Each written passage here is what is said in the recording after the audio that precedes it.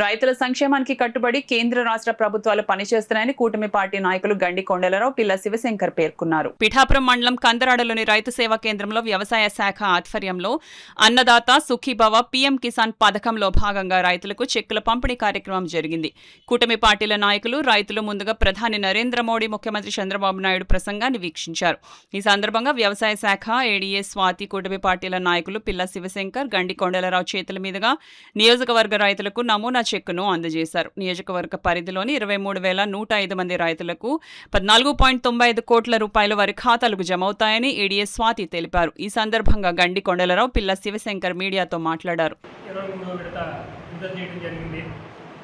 దేశవ్యాప్తంగా సుమారు 10 కోట్ల రైతులకి, ఈ రాష్ట్రంలో 47 లక్షల రైతులకి ఈ 7,000 రూపాయలు ఏదైతే రాష్ట్ర ప్రభుత్వం 5,000, కేంద్ర ప్రభుత్వం 2,000 కలిపి విడుదల చేయడం జరుగుతుంది.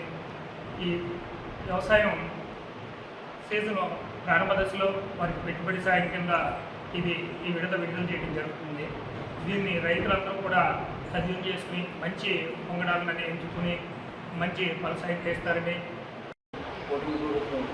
ఈ అన్నదాత సుఖీభవ ఈ కార్యక్రమంలో ఈరోజు రైతులకి నిధులను ఉండి సీజన్ స్టార్టింగ్లోనే మనకి రైతుకి ఆర్థికంగా నిలబడాలని మన నరేంద్ర మోడీ గారు, మన సీఎం చంద్రబాబు నాయుడు గారు, అలాగే డిప్యూటీ సీఎం పవన్ కళ్యాణ్ గారు ఈ కార్యక్రమాన్ని శ్రీకారం పెట్టారు.